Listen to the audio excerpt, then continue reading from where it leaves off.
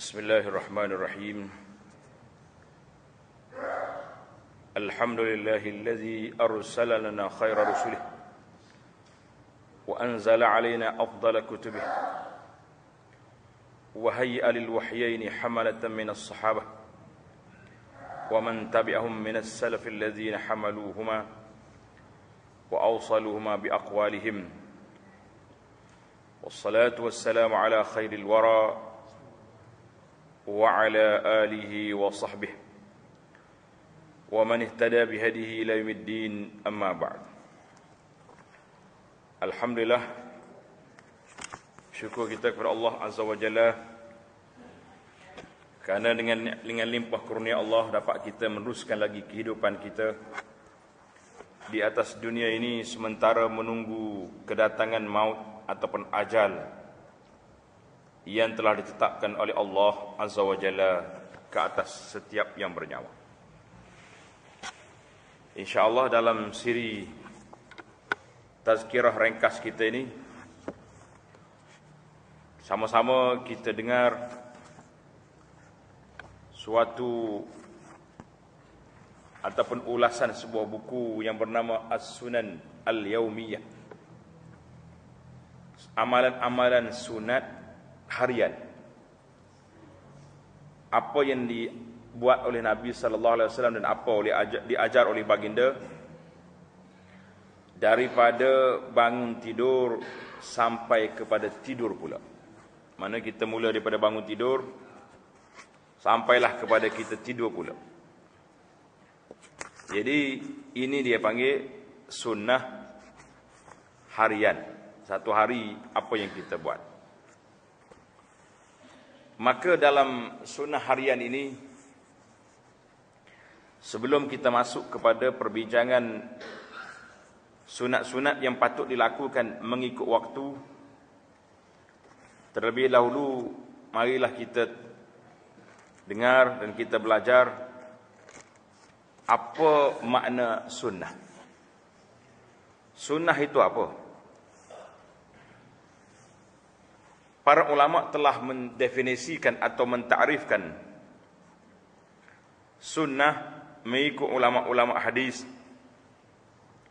iaitulah kullu ma udhifa lirrasuli sallallahu alaihi wasallam min qaulin aw fi'lin aw taqrir aw sifatin khalqiyatin aw khuluqiyyah. Iaitulah setiap perkara yang disandarkan kepada Nabi sallallahu alaihi wasallam daripada perkataan. Maknanya hak Nabi sabda, Nabi kata qala sallallahu alaihi wasallam, itu sunnah. Au fi'lin, ataupun perbuatan Nabi, Nabi kita buat benda ni. Ataupun takrir, akuan, Nabi kita membenarkan, memperakui apa yang dibuat oleh sahabat di hadapannya itu tidak ada masalah. Maka itu juga sunnah. Ataupun sifat khalqiyah, sifat kejadian Nabi. Nabi ni comel, cantik orang. Jadi alhamdulillah kita juga telah belajar di masjid kita ni kitab Syama'ilun Nabi yang menceritakan tentang sifat-sifat Nabi sallallahu alaihi wasallam. Au khuluqiyah, sifat-sifat akhlak Nabi. Nabi ni apa akhlak dia? Apa, macam mana keadaan dia, bagaimana pergerakan, itu semua dipanggil sunnah Nabi sallallahu alaihi wasallam. Asal sunnah itu dengan makna tariqah, makna jalan. Kalau kata-kata ini sunnah Nabi, artinya inilah jalan yang diajar oleh Nabi sallallahu alaihi wasallam, sebagaimana dalam hadis Nabi sallallahu alaihi wasallam yang masyhur yang disebut dengan nama hadis Al-Irbad bin Sariyah, fa'alaikum bisunnati wa sunnatil khulafa'il mahdiyyin ar-rasyidin tamassaku biha wa 'addu 'alaiha bin nawajiz. Hendaklah kamu berpegang dengan sunnah aku. Artinya kita ikut jalan yang dibuat oleh Nabi sallallahu alaihi wasallam dan juga sunnah khulafa'il mahdiyyin ar-rasyidin. Berpeganglah kamu dengan sunnah itu, wa 'addu 'alaiha bin nawajiz, gigitlah dengan gigi geraham. Artinya gigit yang tak lepas. Kata orang kalau cabut sama ada benda tu cabut ataupun gigi cabut. bias bati. Maka semua amalan-amalan, perbuatan mengikut jalan yang dibawa oleh Nabi sallallahu alaihi wasallam, maka itu namanya sunnah. Ada kalanya sunnah itu benda yang wajib, dan ada kalanya sunnah itu perkara yang mustahab, yang sunat. Jadi kita kena letak. Berbeza juga definisi ini dengan apa yang dibuat oleh ulama-ulama fiqh. Ulama fiqh kata kalau sunat itu tidak wajib. Jadi kita kena ambil sunnah. Sunnah.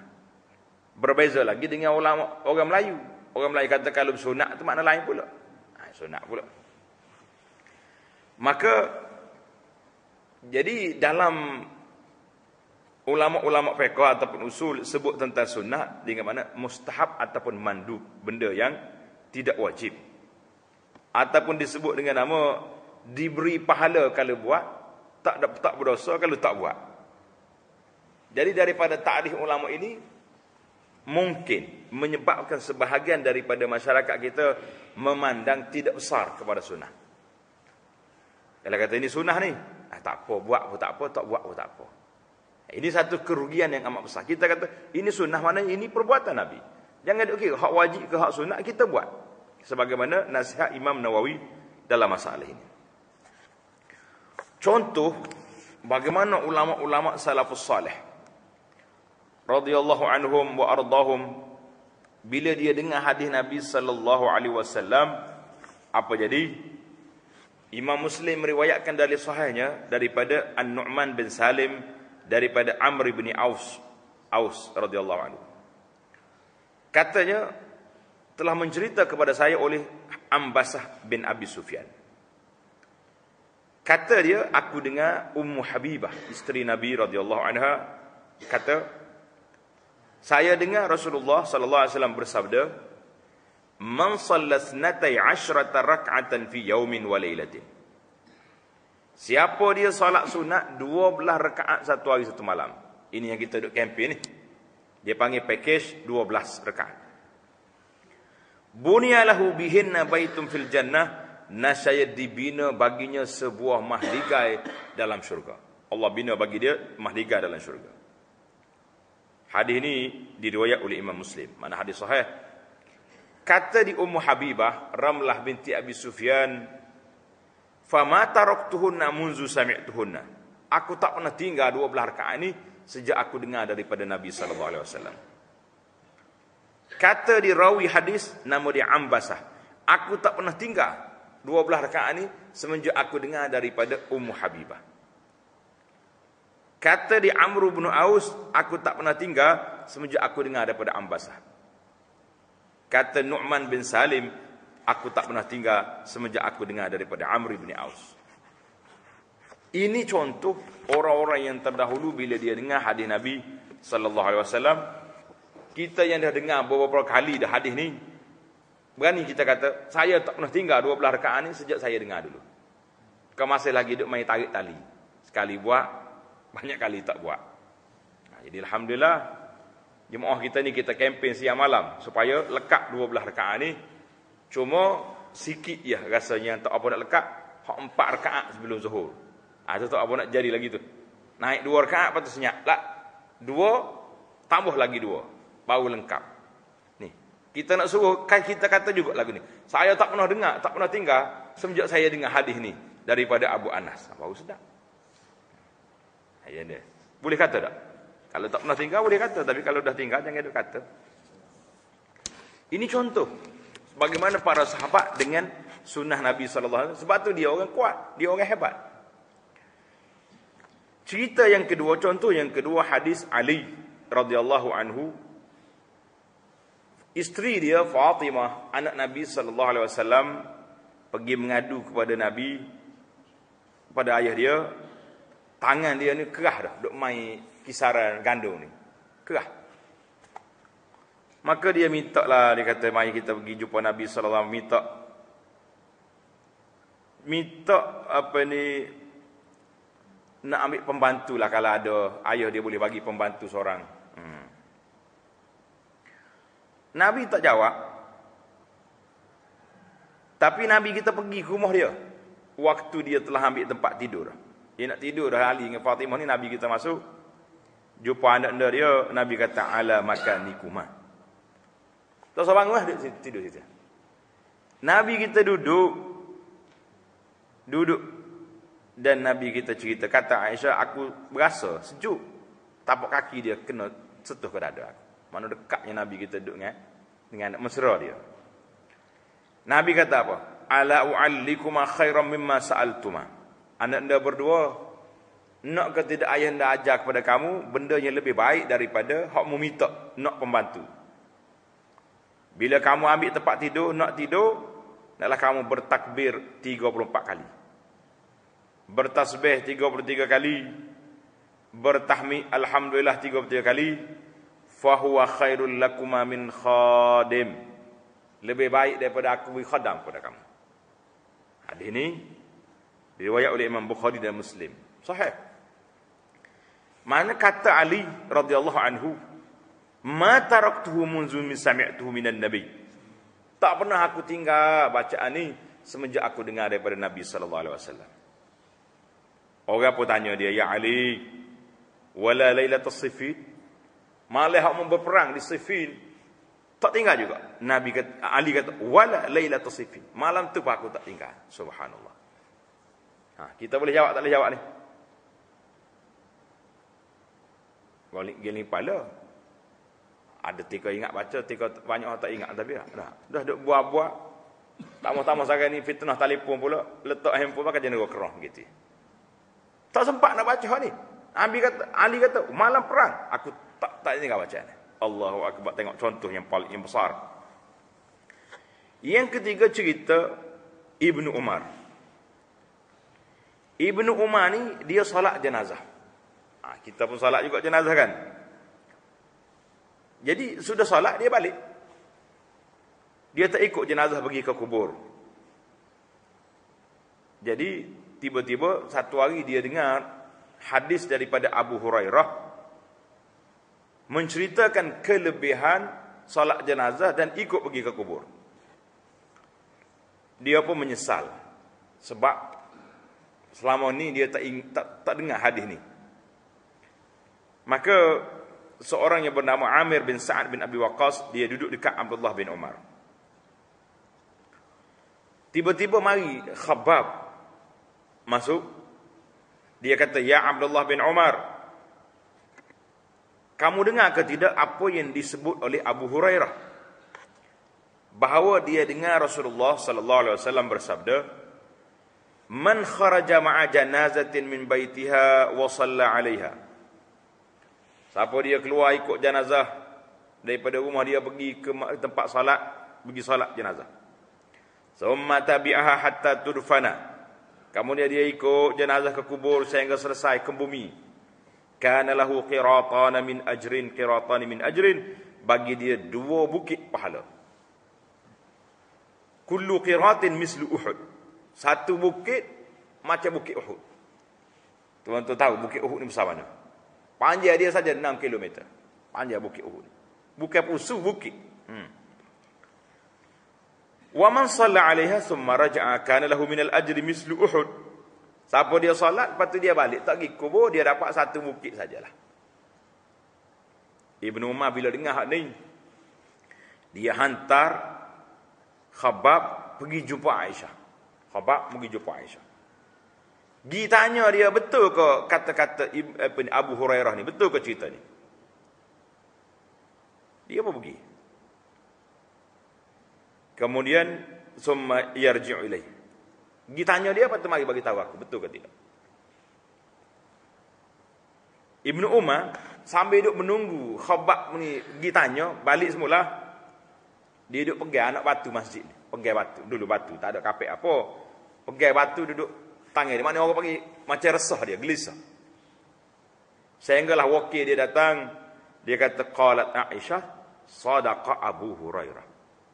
Ya Ibn Umar, Aisyah kata betul hadis Abu Hurairah tadi. Siapa dia salat jenazah, ikut pergi kubur dapat 2 qirat. Fadaraba Ibn Umar bil hasal ladzi kana fi yadihi. Ibn Umar campuk batu tu, tangan dia apa kata laqad faratna fi qararita katsirah. kita terlepas banyak dalam bukit-bukit pahala. Jadi Ibnu Umar duduk mengulangi kalimah ini seolah dia menyesal. Selama ni aku tak dengar hadis ni, ia menyebabkan aku dapat satu bukit je, satu bukit lagi tak ikut pergi ke kubur. Kita hak dengar hadis ni, ikut tak ikut jenazah ke kubur? Boleh nasi buku tak pakai galah tu klik dah. Mari pula masyarakat Melayu kita ni pula nak pergi air. Kenapa tak pergi salat jenazah tu? Tak kena bila. Tak masuk dalam kira-kira. Orang nak 20 orang ya, saya 21 lebih, tak boleh. Siapa kata kena kira, kena hitung. Salat jenazah ini hak kita, hakul muslim alal muslim. Hak seorang muslim kepada seorang muslim, bila dia mati kita kena pergi salat. Jangan duk kira orang hitung, orang duk bila, orang nasi buku, kai batik, kai sarut lah. Ini satu apa ni, adab yang menyalahi peraturan. Kata Imam Nawawi rahimahullah, wa fihi ma kana minas sahabati alaihi minar raghbati fit ta'at.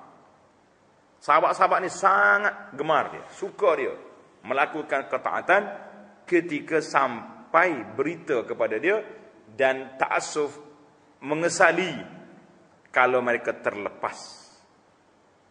Ibnu Umar kata apa? Sesal dia, banyak mana dah bukit-bukit kita telah terlepas. Allahu Akbar. Ini cerita yang ketiga. Cerita yang keempat daripada Sa'id bin Jubair radhiyallahu anhu. Ada seorang keluarga dia, anna qariban li Abdullah bin Mughaffal. Keluarga Abdullah bin Mughaffal, seorang sahabat Khazaf. Duk mai peko anak batu. Dia panggil Khazaf. Dia pun larang, jangan duk main kat peko. Jangan main lontar-lontar gini kena orang. Wa qala inna Rasulullah sallallahu alaihi wasallam naha 'anil khazfi. Nabi larang duk main lontar anak batu ni. Kalau kita main lastik ni, main bedah.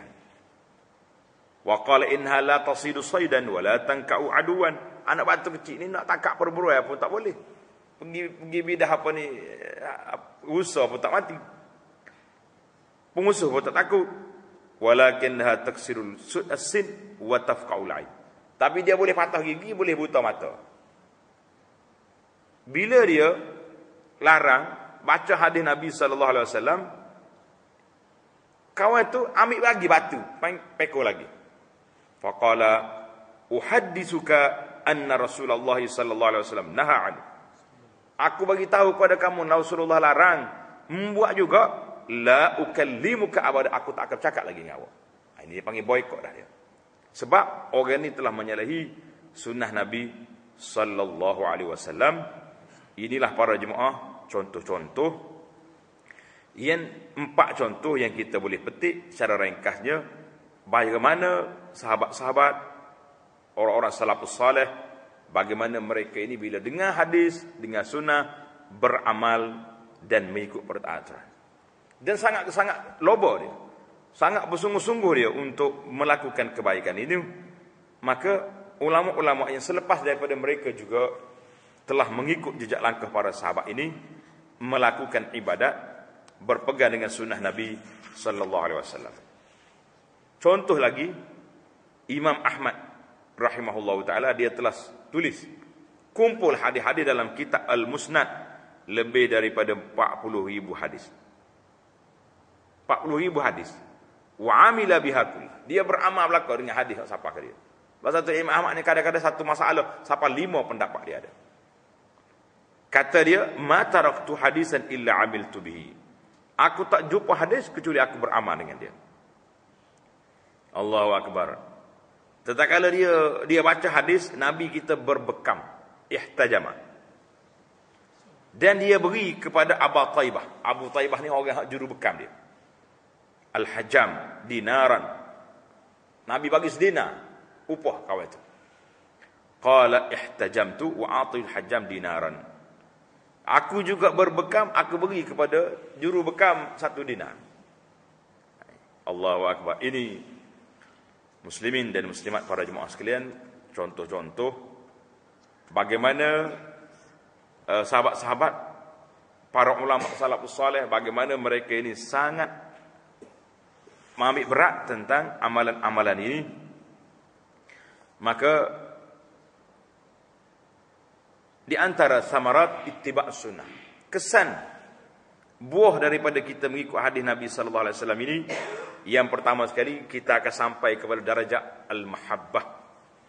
Kita akan dapat sampai kepada orang yang disayangi oleh Allah Azza wa Jalla.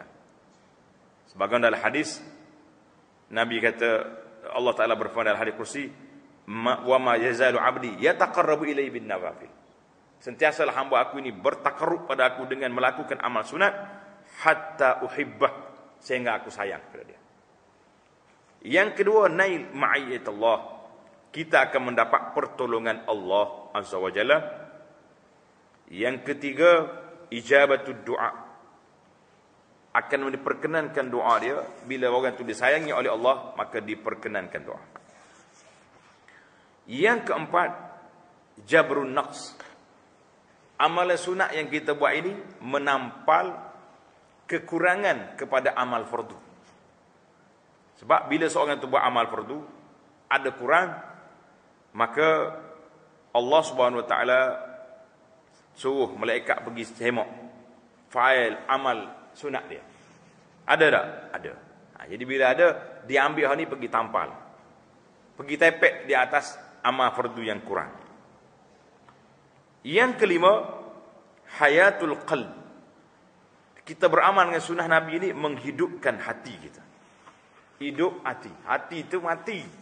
Yang menghidupkan dia, air dianya duduk mana? Duduk beramal dengan sunnah Nabi sallallahu alaihi wasallam. Yang keenam, al-bu'du wal-'asmatu minal wuqu' fil bid'ati, menyelamatkan kita daripada terjebak dengan amalan-amalan bid'ah, amalan-amalan yang mari daripada amalan-amalan yang direka-reka oleh orang yang tidak mari daripada hadis Nabi sallallahu alaihi wasallam. Jadi ada di sini 6 kelebihan hasil daripada kita beramal dengan sunnah. Jadi pasal itulah ana duduk ajar kepada para jemaah kita ni, zikir waktu paginya, zikir waktu petang, zikir lepas solat. Dalam kitab kita Perisai Muslim, zikir pakaian, makan, minum, pergerakan, perjalanan, supaya kita duduk di atas landasan yang jelas. Yang mari kita kata, apa yang awak buat ni ambil mana? Ni hak Nabi ajar. Mana sandara? Ini riwayat Bukhari, Muslim, riwayat orang ni Abu Daud. Jadi ada tempat kita bergantung. Jadi kalau kita duduk main, ambil mana? Ikut orang buat. Adakah itu agama? Kita berani ke nak jawab esok depan malaikat bila orang tanya, mau ambil mana amalan ni? Tengok orang buat, saya buat juga. Tak. Maka kata Imam Nawawi rahimahullahu ta'ala, Imam Nawawi kata, i'lam yanbaghi liman balaghahu syai' min fadailil a'mal an ya'mala bihi walau marratan wahidah. Dengar. Imam Nawawi kata, siapa-siapa dia sampai kepada dia hadis Nabi sallallahu alaihi wasallam yang mengajar kepada kita kelebihan amalan, hendaklah dia kena buat walaupun sekali. Buat juga sekali, liyakuna min ahlihi, supaya dia termasuk orang yang telah beramal dengan sunnah. Jadi kalau kita, jadi sepatutnya dia jadi amalan kita dah lah. Tapi kalau tak jadi juga, biarlah kita buat juga walaupun sekali dalam seumur hidup kita. Paling tidak kita kata ada juga beramal dengan sunnah Nabi sallallahu alaihi wasallam. Itu yang pertama. Jangan ketinggal walaupun sekali, sebagaimana nasihat Imam Nawawi.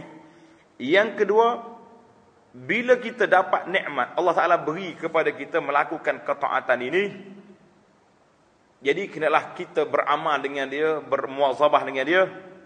Kalau terlepas, contohnya zikir pagi ni, patut kita baca zikir pagi kan, terlepas kerja banyak sangat, fahawil an ta'ti biha, Imam Nawawi kata hendaklah kamu cuba untuk qada balik. Tak ada tengah hari tadi, lepas subuh dia tak sempat, pukul 10 baca juga, pukul 10 tak sempat, ambil pukul 12. Jangan kita terlepas walaupun hari itu. Kata di Nawawi, yang bagi liman kan lahu wazifatu min az-zikri fi waqtin min lailin aw naharin aw aqiba salatin aw halatan min al-ahwal fafatahu an yatadarakahu. Jadi kita ambillah, inilah dua nasihat Imam Nawawi. Yang pertama sekali, bila kita dengar hadis yang kelebihan beramal, kita buat.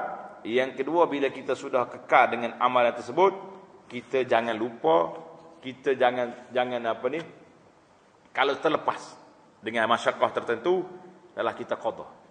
Kita ganti dengan dia. Supaya kalau kita lepas hari ni, tak apa, kita baca esok. Esok terlepas pula, baca lusa. Maka dia akhir sekali tak terbaca. Tapi kalau kita terlepas, kita qada, kita akan baca juga ke mana-mana pun, syaitan pun serabut. Tak jadi apa dia ni. Tak jadi apa ni. Kalau dia tak, aku goda dia pagi ni, terlepas, dia baca tengah hari. Akhir sekali dia pun, lock dia. Ini tak ada. Itu dia panggil, kena lawan. Wa in za tasahala fi qada'iha, kata Nawawi, siapa dia bermudah-mudah, tak payah kau baca esok je lah, sahula alaihi tadyi'uha fi waqtiha, maka dia akan jadi mudah nak tinggalkan wazifah. Ini Allahu akbar. Para jemaah sekalian, kesimpulan daripada perbincangan kita dalam di awal kitab sunnah-sunnah harian ini, maka kita orang yang dengar hadis Nabi sallallahu alaihi wasallam, dah kita mempertahankan ad-difa', mempertahankan sunnah Nabi dengan apa? Dengan kita menzahirkan amalan-amalan yang telah dilupai oleh manusia. Ini dalam kitab kita ni, kita cuba nak zahirkan amalan yang dilupai oleh orang.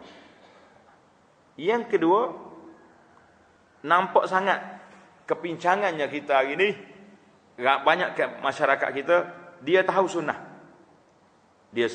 tapi tidak beramal dengan dia. Maka kita kena kempen, kena bergerak, biarlah kita beramal dengan apa yang dibuat. Ramai di kalangan ulama-ulama salafus salih mencela orang yang mengetahui tapi tidak beramal, orang yang mengumpul ilmu tanpa amalan.